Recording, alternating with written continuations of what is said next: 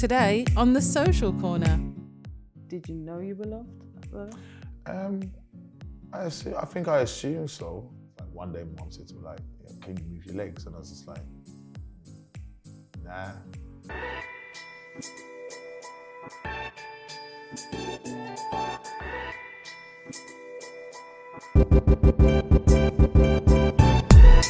Hello and welcome to the Social Corner with me, Daina Anderson-Bonponzi.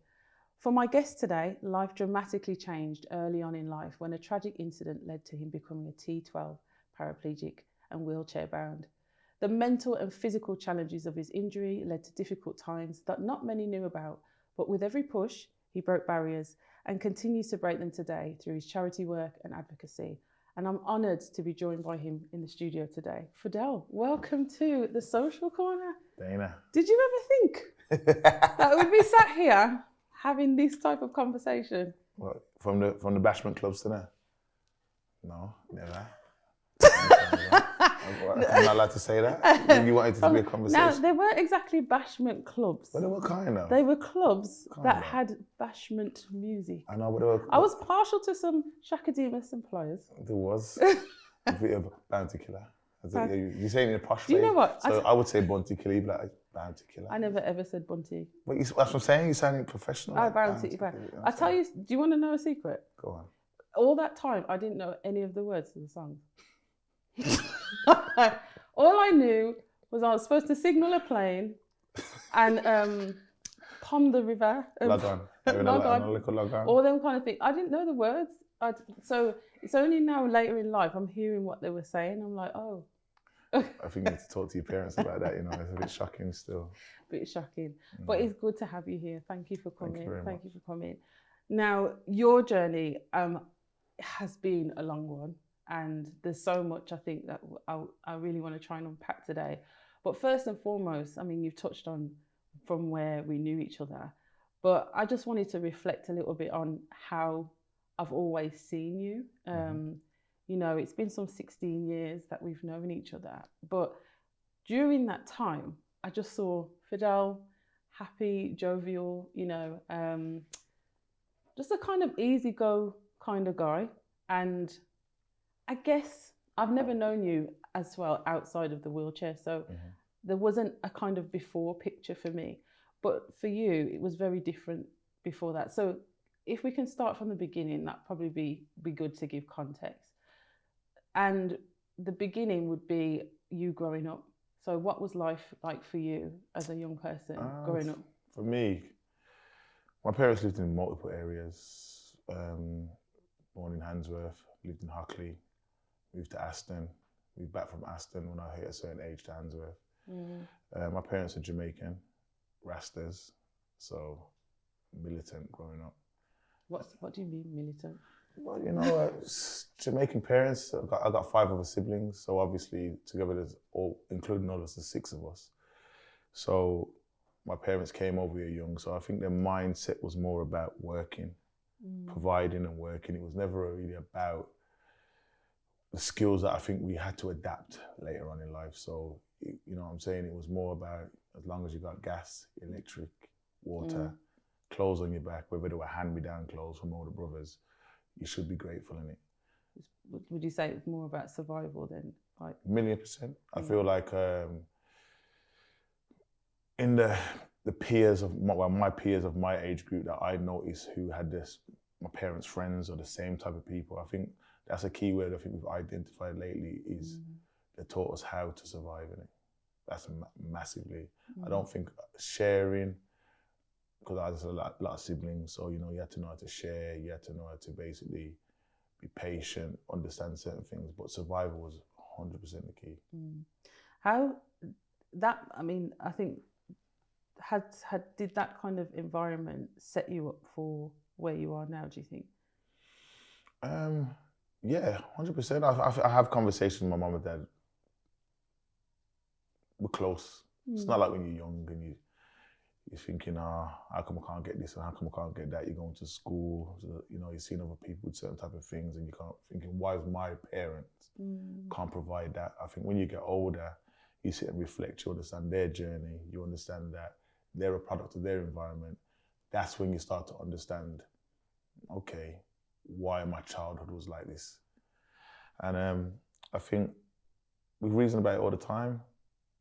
It was hard for them coming over here, and because it was hard for them, I feel like a lot of us were disconnected from the element of what parents do today. So I feel like because it was more about survival, providing, a lot of the love and understanding a child got pushed to the side. You know what I mean? Right. Mm. Did you know you were loved though? I think I assume so. I think for me, my dad's the type of person who showing how to be a man was providing in it. That's the definition of a man. So I feel through that, I think you believe in love, but I think as you get older, my dad, he's got a key thing, 7 brothers, 7 different mindsets. So I feel like when you notice with a lot of parents, it's always the latter kids that got everything.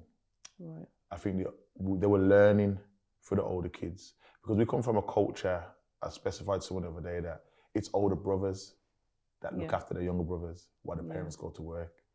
So I kind of grew up in a construct of my brothers, if you know what I mean. Some other families, it's more their nans because they're older where their parents go to work. So you're the oldest? No, I'm the 3rd oldest. You're the 3rd oldest, Yeah. Okay. So you had somebody, I suppose, looking out for you at that point? I had 2 older brothers. Obviously, they left home. Then I had younger brothers. So then I had to look after my younger brothers. So I feel like, you know, when I was young, I went to go and play football after school. My mum and dad's working. I got to make sure I leave my school and get to the nursery and pick up my younger brother. That's how it was, isn't it? So people are like, yo, come visit us. I want you on the football team. I'm part of the football team, but today's not going to really run in it because I've got to get my brother because my mum and dad's at work. Did that teach you a sense of responsibility though, or was it more of an inconvenience? I think it all rolls into the construct of survival. Because when I say survival, like there's people nowadays, you meet women, you meet other men who can't cook from young, who don't know how to, like I left home at 16. So at 16 years old, I lived alone, knew how to cook, knew how to clean. Finances wasn't the best, but you knew how to survive. You just come out of a pandemic where someone's sitting in their house thinking, what I'm going to do, I'll go roll up 2 dumplings, 2 tins of tuna on the bully beef. You know, that's what we're from in it. So yeah. So you grew up with this, I suppose, a sense of duty to your siblings and seeing that survival as you were younger. But as you were coming into your teens, how like what was life like for you at that point? I think by the time I started to come to my teens, I started to understand who my dad was. So in the community, my dad was part of a very iconic movement, a Rasta movement that was known from the days of sound systems to the days of making clothes and even making shirts for people like Prince Charles and things like that when they were in his younger days. Like this is what they were doing. So I think as I grew to a certain age, you start to kind of look at your dad like, oof, my dad's kind of cool, innit? But I want to be like my dad, but I'm still at that age where I'm thinking to myself, I'm trying to be my own man, innit? And when your dad's kind of talking to you in a certain type of way, you're just thinking, I ain't good to really listen, innit? Well, when you say you wanted to be your own man though, was it that you couldn't take instruction, or was it that there were things that your dad was doing that you didn't feel aligned with who you were? I wouldn't say I wouldn't feel aligned. One thing my dad, because the Rastas, they were, as I said, outside of the militantness, they made sure, coming from Jamaica, that we knew where we came from, you know. I tell people a funny story all the time. I remember like when I got to a certain age in school, you do your options. And I remember sitting in RE and the people was like, you know, religion. I'm like, nah, man, Rastafarian's a religion. You can't tell me nothing. My dad tells me that Rasta's a religion. No, Fidel, it's a movement. You're mad. I'll get my dad down here now. So this is the type, because we learned such about black culture from young, it kind of made us be a certain type of way. So when I got to my teens, I feel like I just wanted to make my own way in this world, innit? And what was that way? What, at that point in your life, what was it that you were envisioning for yourself? You know what? I say to people all the time, like I wanted to be growing up like my dad. So I done work experience at Birmingham University. I went to do a BTEC fashion course. There was astounded by my artwork and my sketches, and it was like, as soon as you pass your GCSEs, you need to come back because we got a space for you. I think I missed my GCSE by 1 grade. Went back there, it was like, you got to go back to college, but we'll take you. We've got a spot for you, because my artwork compared to a lot of people in that, what I was doing work, I was blowing people away that were higher than me, do you know what I mean? Yeah. They were in uni, but I was on work experience, but my artwork and my sketches and my intensity was completely different to theirs. Plus I came from a fashion background, as I said, my dad used to sew and stuff like that. So it was more like that, but I think when I started to by that time, I'm sneaking out to little under 18 dances, you know, and I'm linking my brethren on road, and I'm just thinking, college is long now, like to go back there. And I think the road, I just more got caught up in the construct of the road. Was that because, you know, you're saying college is long? I suppose it's the appeal, you know, that we're talking about in terms of you sneaking out and that type of thing. Did it just seem more exciting than potentially setting yourself up for a different type of future through education? Nah, I think, you know, children, sometimes I think we know from young that we're just different. I think we're all fascinated by different things. You know, my brother, you know, you knew from young, they're DJs now, but he knew he wanted to be a DJ from 6, 7 years old. My dad bought him a studio, and it was like, because obviously he's the youngest, so we've all left home now, so he's getting that attention to passion and detail. And I think a lot of us are fascinated with girls, some of us are fascinated with cars, some of us are fascinated with fashion, some of us are fascinated with just rudeness. Just rudeness in the road. So that's what it was at the time. So the road was calling, you know, you kind of started hanging out with, would you say the wrong crowd, or just I just just people? I just hang around with family, friends. Like, but we don't really sit and subscribe to this construct of gangs, what is the government address and things like that. A lot of us are just friends, innit? Yeah. And what was that environment like at that point? Homely, safe, a part of something. It's interesting because a lot of the time when I speak to people who've kind of been caught up in that kind of life, they've talked about not having a father figure or not having a male role model in their life, which has caused them to go and look for family, I suppose, elsewhere. But that's not your case, because your dad sounds like he was present. He was present, but he wasn't present. So I'd say he was present as a man to provide, but my dad was a sound man, so we traveled a lot. So he'd be in Amsterdam, in Germany, all around the place. He would get up every day, go to work, come home. Sometimes I probably wouldn't see my dad for 2-3 days. Not because he didn't come home, it's just because in my household, as I said, it was a regiment.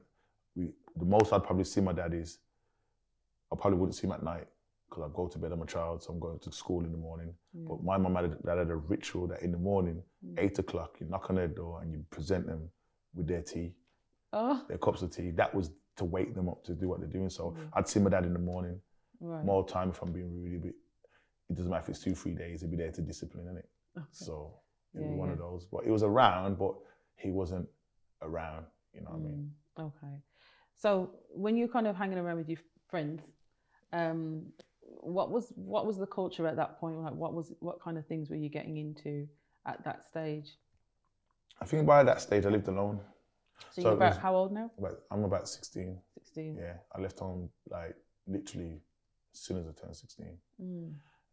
So I'm living in a hostel, and I feel like when I was young, I feel like because that generation was so conditioned to have such a responsibility by looking after younger siblings and things, I think a lot of us thought we were older than we were at that particular time. So when I sat down with my dad, like, he was working from 12, do you know what I mean? Like 12 years old, working. So he left home with about 2 grand. So you think about them days, a child at that age, working, making that time, leaving home, it's big money. Yeah. So he's looking at it like, I feel like through our parents' stories and their journey, it makes you feel like, well, leaving home at that age is acceptable, isn't it? Yeah. I think anything beyond that, I think you feel like you're overstaying your welcome, innit? Yeah. If you know what I mean. Yeah. So I feel like at the time I lived alone. By living alone, you have your ups and downs. So you know, you get your little job seekers, your little book you stamp, and some days it's not enough. So some days you're trying to find other measures or ways to balance, to feed yourself, to clothe yourself, that I don't think you took for granted when you was at home. Even if it was little, it was still a lot. Do you know what I mean? In that time when you're thinking, you might say, oh, I haven't got enough money or whatever it was, did you ever think, should I go back? Or was it just, I've got to find another way to survive? Yeah, survival. It was pride. Pride. Yeah. You know, it is, as I said, my parents were militant, so I didn't want to live under their regime or anymore. Sound like war criminal regime. I didn't want to. But they were regimented. Yeah. And that's just what it was, isn't it? Two people, you know what I'm saying? Like, I come from a generation where my mum used to lock her front room. There's a lock on the door. 6 kids. That's the front room where the guests come. When they come, that's prim, proper. The seats have still got the plastic on it because no one's sitting on it with blue jeans. And then you got the back is where we all are, innit? Yeah. You know what I mean? I come from a time when I remember my dad bought us the PlayStation, and unless you're the good one and you're losing, I got 5 brothers, so that wait back to you is long. So I feel like I wanted to not be under the stat regime, innit? Who did you draw your role models from then? Who were your role models at that time? I'd say, sounds a bit cliche, my dad to a degree, some of my uncles, a couple cousins, and like rap music. Rap music, okay, so it's interesting because a lot of people have talked about this in different ways, and looking back on it, you know, some would identify what was being portrayed at that time in rap music with the girls and the money and the cars and all that kind as a toxic kind of masculinity, in that it didn't really teach us how to connect other than, you know, materially and I suppose physically in one way. So when you say you drew that as you know, drew from those people as role models, what did you find in their message that was inspiring to you, or, you know, was going to propel you forward? It depends. I can't speak for everybody else, but it just depends on the type of rappers you were listening to.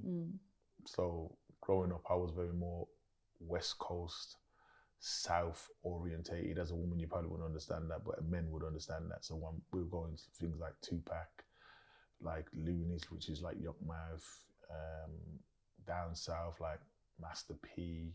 Yes, I understand. Well, there you go. You understand. She understands, guys.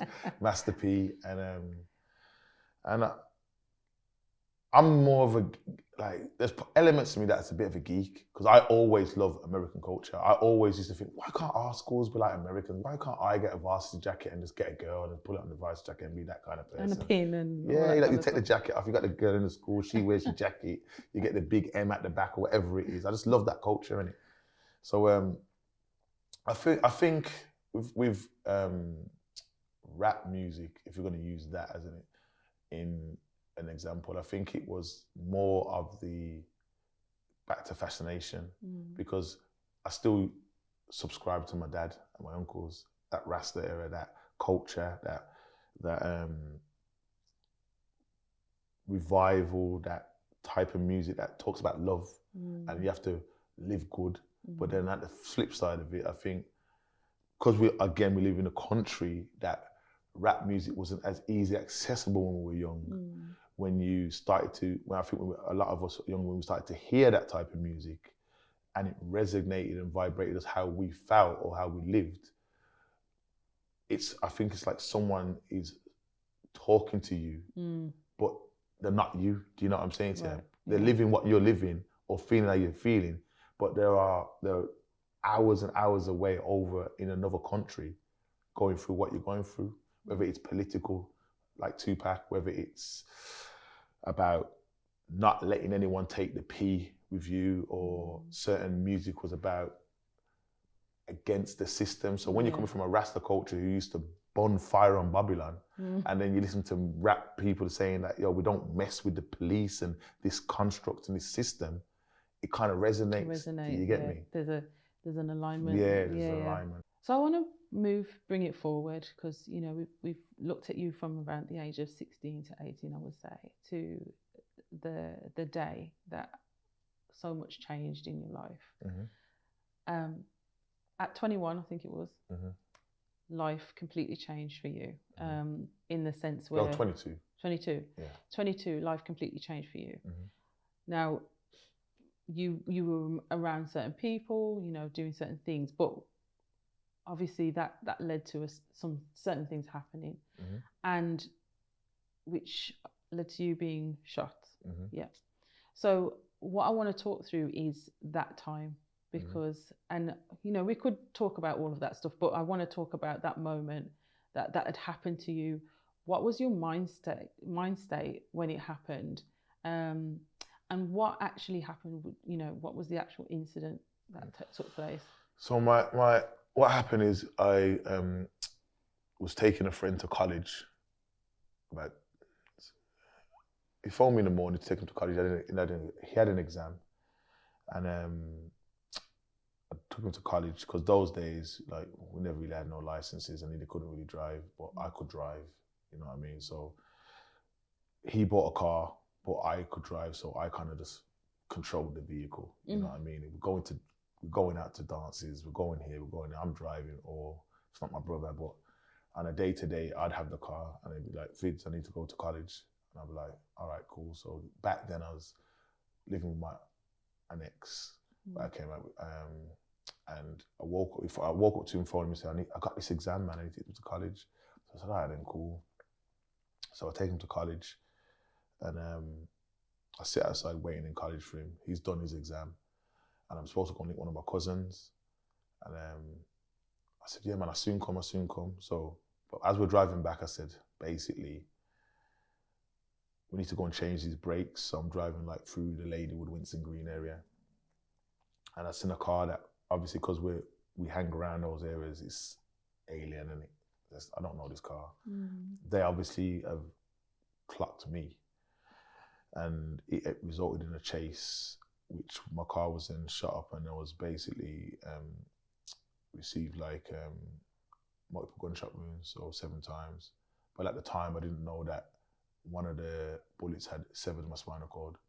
So within the whole of the adrenaline rush and the situation, I didn't know. I just ended up crashing the car, and then I was still awake. I was like, oh, until I kind of got put to sleep at the hospital.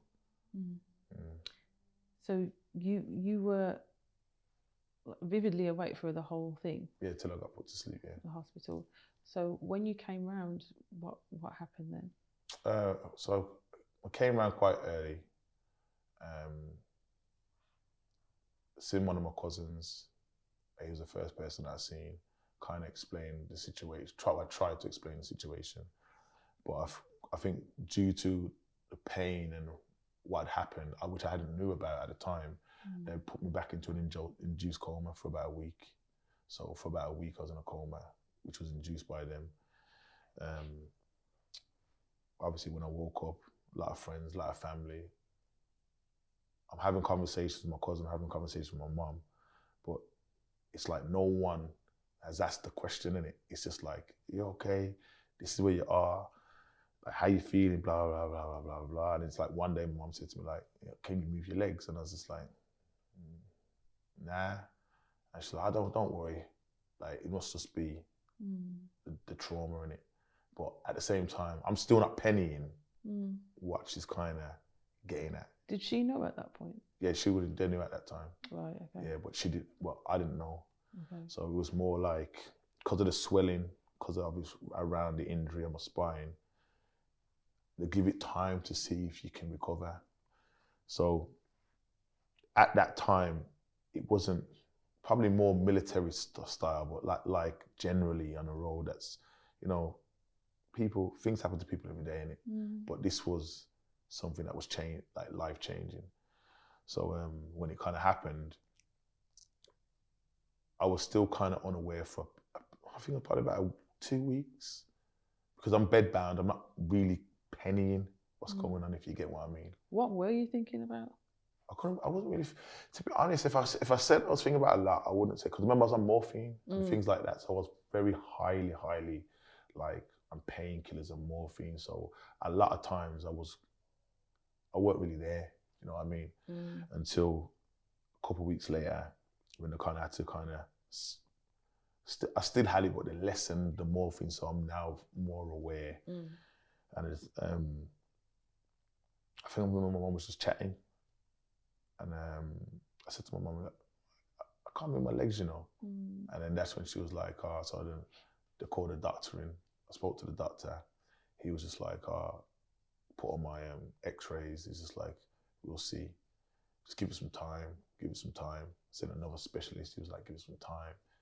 And then it was like... how long had passed by this point? So in total of me getting shot to, I moved to my other hospital. This is within a month. So I think it was like the third week. Like 2.5 weeks or like the third week, a doctor from Africa was down. He was within the hospital for some reason. And he's seen a lot of things through civil war and stuff like that. And he just put my thing up on the board, and he was just like, listen, he's never going to walk again. He said it just blatantly, he's never going to walk again. I've seen this type of injury before, he's not going to walk again. And I remember I said to the doctors, like, just give me a chair, man, and I'll push myself around. But obviously, my saying when I deliver workshops and talk to people is that there's one thing in coming to terms with something and understanding it is two different things. Do you know what I'm saying to you? So you could say, I could turn around and say I've come to terms with being in a chair, but mentally understanding it, being emotionally intelligent and what's going on, I wasn't prepared for that. And I remember I was just chatting with one of my cousins, which you know of, and we were just sitting, and I was like, yo, bro, is it never gonna walk again, you know? And I remember I just had tears in my eyes, and my cousin was just like, listen, you need to fix up, man. He said, there's not a lot of things that happen to people like us. This is what the life we chose. These are the things that come from this life that we chose. And he was just like, listen, it's either you're in jail or dead or in a situation like this. And you're a soldier, you just got to fix up. And then that was like, I would say I've had about 2 or 3 monumental points in the journey. And that was the first. That was like the first thing when he was just like, listen, this is what we're doing it. And his words were just like, from this day forth, I'm gonna be your legs. You're never gonna want for nothing. And we just have to keep it moving. And that was the beginning of my journey. That's powerful. That's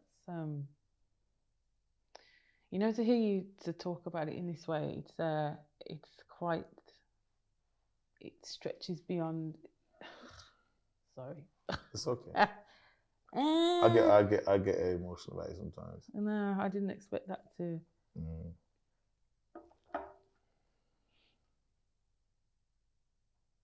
Was it you at that point you were going through the coming to terms? That was the coming to terms part. How did that process work its way out for you? So basically, when I left, in total, I was in hospital for 7 months. So one of my injuries outside of my spinal injury was that I had a shattered radius bone. So I couldn't physically lift. Like, I've got a plate in this arm and I couldn't like physically lift or do anything for myself. So when you come from the West Midlands, Cheshire, and certain parts of Wales, if you have a spinal injury, you go to a hospital that's called Oswestry, Robert Jones and Agnes Hunt. It's in a small town called Oswestry on the outskirts of Wales. So I got transported there. So when I got transported there, I was like there for like, basically I was there for like 6 months. And it was secluded. It was different. I was around people that I didn't relate to at all. There was no glacier in my days, but I was here. This is my bay where I was for probably about 2 months. 2 months here for a while, man. I'm sure this nurse was here when I was here. Yep, she remembers. My mum would sleep. They used to have a cottage there, so she would stay there for like, I think it was like the first month she was there. She'd get up, come to me, wash me, feed me, all them type of things. And then I remember like one day they just turned around to my mum and was like, yeah, you gotta go, man. You gotta go. And she was like, what do you mean? I don't want to leave him. Because I used to complain to my mum, I'd be like, yo, mum, they're washing me, but they're not creaming me. Like, mum, listen, they're washing me, but they're not creaming me. They're leaving the cross. Yeah, they're taking a piss, man. They're taking a piss, man. Look, got my cocoa butter on the side, just washing me, not creaming. My mum would be like, no, I don't. So the only thing they used to do was feed me tablets. Yeah. And then the one day they just said to my mum, you gotta go. You gotta go, you gotta go. And she was just like, nah, I ain't leaving him. And she's like, listen, he's becoming too dependent. Literally, like, we because this is what we do. Where I'm at is it's called the Midlands Centre for Spinal Injuries. So basically, it's like for this jurisdiction, this is what they do, innit? So they basically rehabilitate you back from nothing to basically what you see now. So it was like, you gotta go. And I'm saying, nah, mum, I don't want you to go, because they're not, as I said, they're not creaming me, they're not dealing with me right, man. They're not even washing my hair and things. And my mum was just like, I don't want to. So she kind of gets forced to go home. And I remember as I said, I used to talk to no one. Like, I'd get up, like, I'd come for dinner. I wouldn't chat to no one. I'd be like, yo, I don't even want you to touch me. I was proper ignorant. Obviously, I'm young. I'm 21. I've been shot. I don't know how my life's going to plan out. I don't know you. You know what I'm saying? And those days, I'm not really as, what's the word we would use? I'm trying to use the word, sociable as I am now. So if it's not my people, you're not interested. I'm not interested in it. And also, what's striking me at this point, I don't want to veer away from the story, but you'd left home at an early age with this independence, pride, whatever. What's happening to that part of you at this point? Because you're having to become dependent in a different way. As I said, it was like, as I said, I used to, when I finally could start to kind of, so basically when my spinal hospital is 2 wards. So one's like a critical ward. So when I went there, it's like they just strip you from everything, like any painkillers, anything, because they need to know what your threshold is. They need to know how you can manage this pain, about all this morphine, all these painkillers, all these paracetamol. So you get stripped. This is the first ward that they put you on, where this is where they basically scroll you back from all the morphine, all the paracetamol, all the kind of drugs that you're on, just to kind of gauge where basically your pain threshold is, and kind of like your rehabilitation, and basically just to kind of see what you can handle and not handle. I remember like one night I was lying down and I woke up screaming, like, because now they've took me off all the stuff to like, so I'm aware. And I woke up and I'm like, nurse, man, nah, man, there's something wrong. And she's like, what's wrong with that? I'm like, nah. And when people, because my injury is, I'm a T12 paraplegic, but you have an incomplete and you have complete. So touching on quickly, so an incomplete is when you damage your spinal cord, and basically, like, you could break a back, it kind of scrapes it, it might niggle it, it might nick it, but it still affects you in a spinal way, paralyzed way, but messages still get through. So you can have spasms, your legs can kick out, some people can still basically got feeling, but their brain can't tell them to walk forward because it's scrambled. So you can feel your legs? No. Yeah, it's, some people can, Wow. if you're incomplete. Okay. Some people can, some people can't. It just depends on how much your spinal cord is damaged. Right. But I'm an incomplete. But I'm a complete. So incomplete is when it's not really damaged. But my bullet severed my spinal cord. Right. So obviously, for me, what I didn't know at the time, which some people that I was around, they didn't know, is that it's like losing a limb, because I've lost my limbs, my lower limbs. So it's like being an amputee. So I remember like waking up and I'm like, nah, man, something's wrong, man. And she's like, what do you mean? And I said, nah, man. And I literally could feel, it was like my bone was ripping out my leg. And I was like, nah, I can feel my bone ripping out my leg. Nah, man, I'm screaming like, nah, man, this is wrong. And she's just like, Fidel, there's nothing happening. You're all right. And I'm saying, nah, man, you're lying. And that's the type of pain I was in, because my body's adjusting.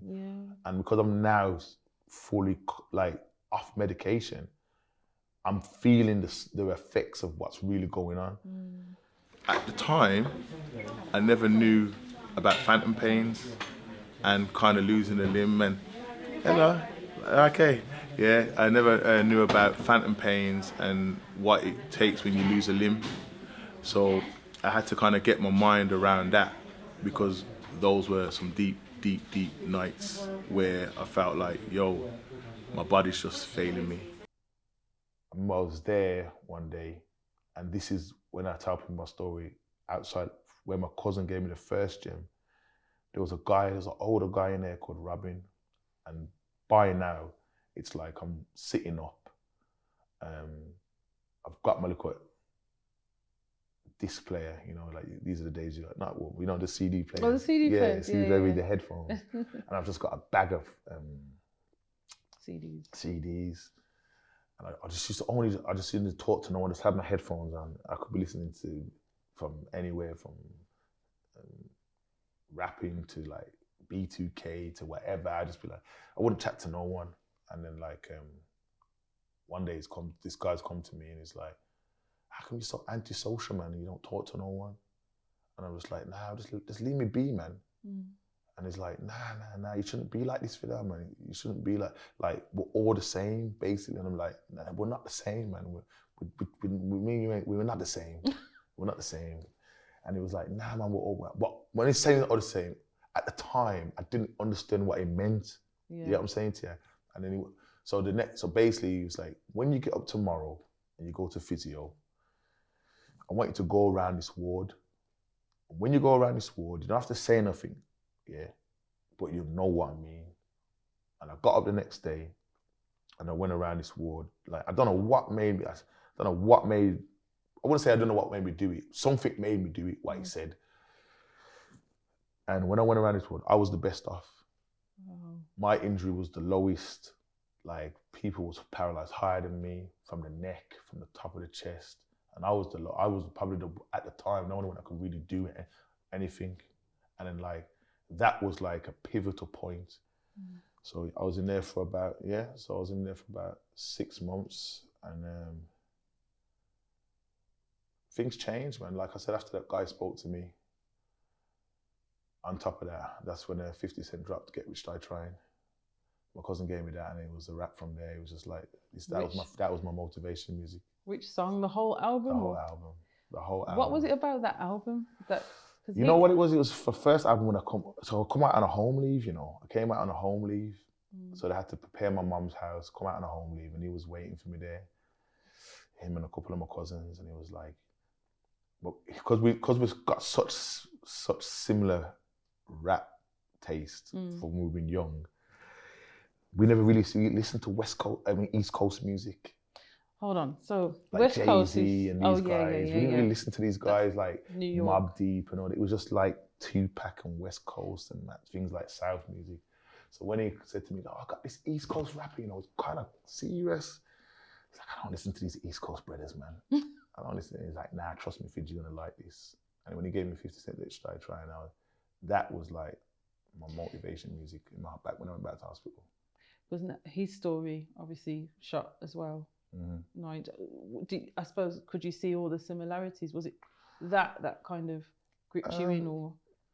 Yeah, because I think I was at that stage. I was very bitter, Mm. very bitter.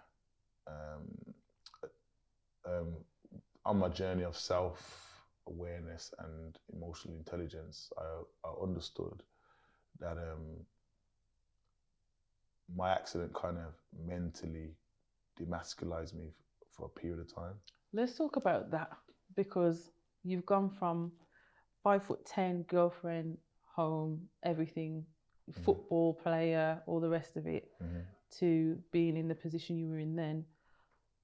And I suppose I don't know if masculinity is something that men are necessarily hyper aware of all the time when they're just going through their day-to-day life. But at this point, there must have been so much that you realised that actually has changed, and things that would have made you, in your head, a man, I suppose.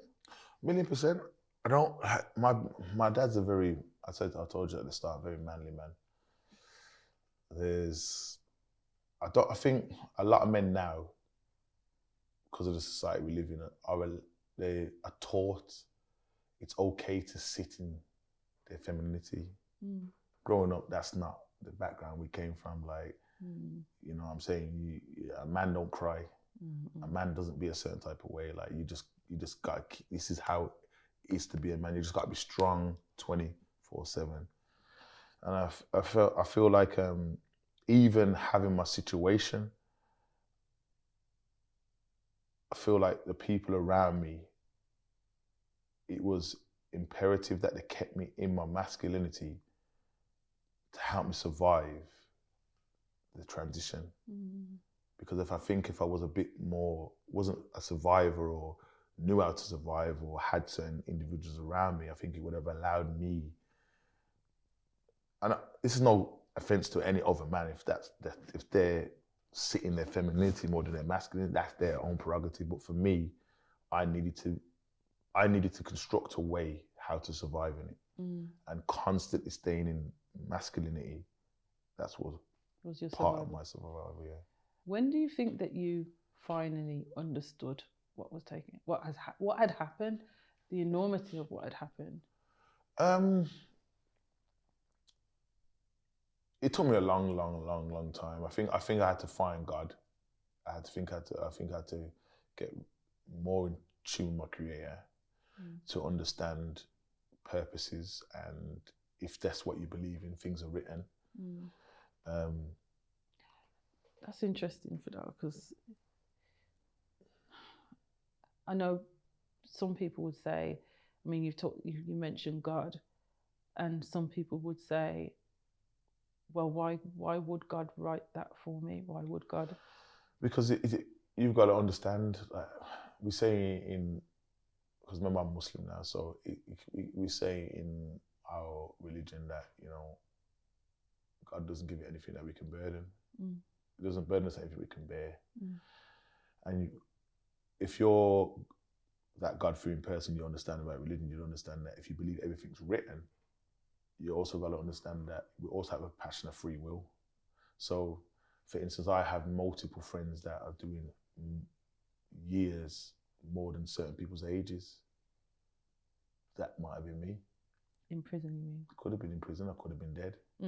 I could have decided to be worse in the road that I was taking. And this was the intervention. But then at the same time, look what I'm doing now. 20 years since your life changed. And 20 years on, you are now the founder, co-founder, founder? I'm the founder. Founder. I've got a partner in it, but I'm the founder. Founder of a new charity that is really taking, I don't want to say the name of it because it's in the sentence, but it's Breakin Barriers. The charity is literally Breakin Barriers. Tell us about where you are now in terms of what you're doing with your charity work and how you are helping other paraplegics or people with spinal cord injuries today. So as it speaks now, so I'm a fully own a charity. I started, I think we're on month 7 now, but work-wise, 5 months. One of my close friends is Birmingham City captain now, captain of Watford, Troy Deeney, and is one of my close friends, like a little brother. And when I was starting the journey, when I discovered what I wanted to do, I sat down with him and I was like, I'm going to do this. And he looked at me in my face and he said, Fids, I'm going to be honest with you, it's beautiful what you're doing. He says, this isn't going down the road and raising money for a community centre. You're dealing with the NHS. And he said to me, you raise 10 grand, you raise 15 grand, it's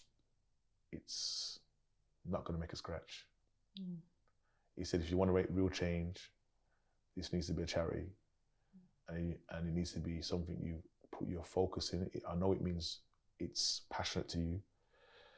And you always talk about it, and it's like, you need to be aiming high. You need to be thinking that the day you die, that you've left some type of legacy to change the course of people's lives that you didn't really have at that time. If it wasn't for your friends, your family, you know what I mean, you wouldn't have that. So I was like, a charity? I'm like, big man, that's long, you know. That's work, you know. And he was like, bro, listen, trust me. Just go and think about it. Then I sat down with another family member, a few friends, and then I was like, okay. And I started to reflect. And while it was at that particular time when I said I was going to do it, I went into Ramadan. So it gave me time to sit and fast and pray.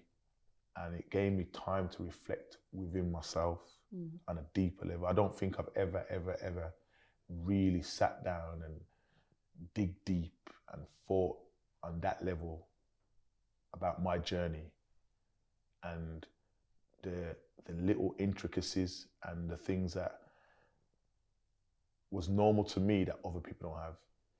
What came out of that reflection time that was literally the green light for you? Because I always tell people that I use three factors when I explain about my journey. It goes back to our earlier conversation about survival, which gave me a certain type of mindset. But I'm always thankful for my family, and I'm always thankful for my friends. My family, my friends that are like family, they've made me achieve monumental things.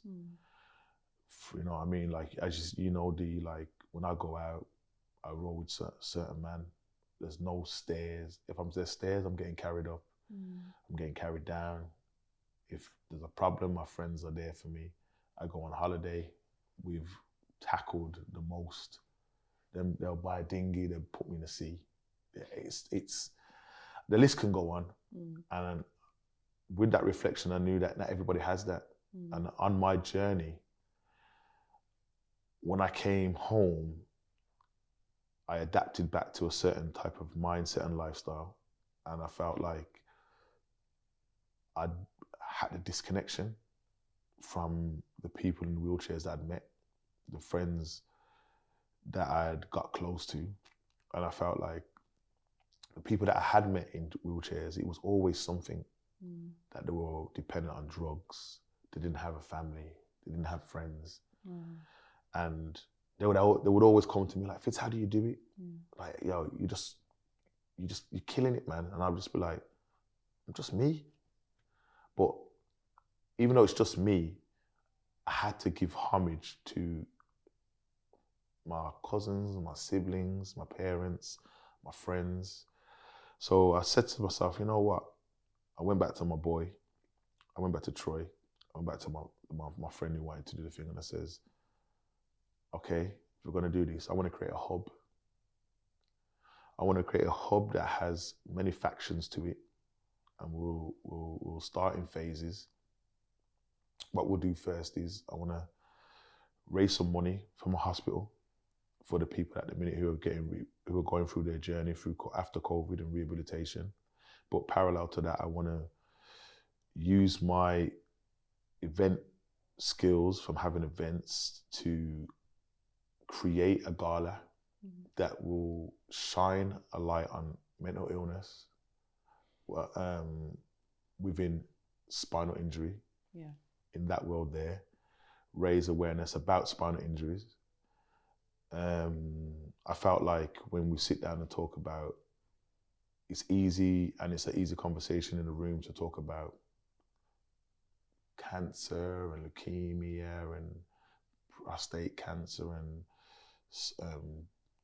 dementia and things like that, but no one talks about this. What do you, I suppose I'm coming to the last question actually, because it's important to know where you see this. And the show is called The Social Corner, and it's really about understanding how you are changing the social landscape of your arena. And you've told us, you know, your story from start to now has been nothing short of miraculous, if I'm honest, in so many ways. Where do you see, or what do you want to see for your social corner 5 years from now? Well, what I've noticed is through research, time, and self-reflection, my own journey, I've identified that there's a lack of care, a lack of understanding, a lack of awareness. So I want to try and use my platform to, I wouldn't just use the word, it goes back again, inspire, to create change, not only for spinal injured people, but for in small ethnic backgrounds. Because another thing I noticed is that when you look at, this is not me on a massive scale, but when I look at it with the research that I've done, is that when in ethnic backgrounds, we kind of keep everything ourselves. So if your mum's ill, you look after her.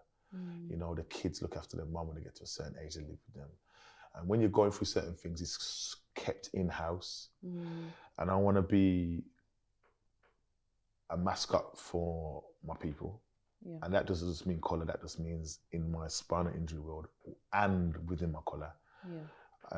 I want to see that it's spoken about in rooms. I want to raise awareness that when you ask about spinal injured people or survivors, that you're clued up more. Do you know what I mean? You're clued up more.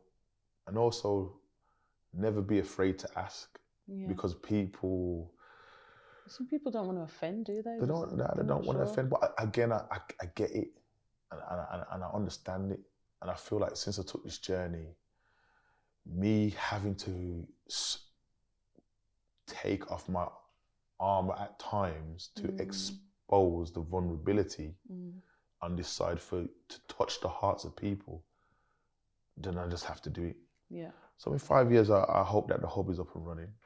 I hope that it's creating change and positivity in individuals' lives. I'm hoping to have it in multiple cities because it's not just my spine hospital.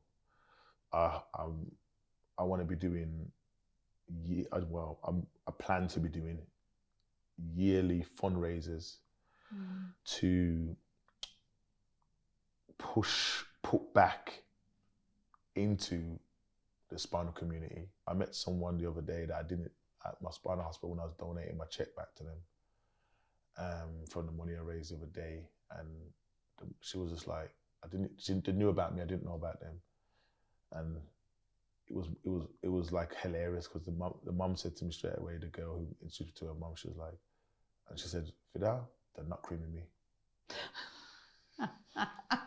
And they keep talking about my potions, my lotions and my potions, and not creaming me. And I had to pop up laughing because I know what she's on about. Yeah. You know what I mean? And that's what I just want to do. I just want to raise awareness of the good work that these people are doing, because you never know when it could happen to you, to somebody else, to a loved one, to a family member, to a friend. You just never know.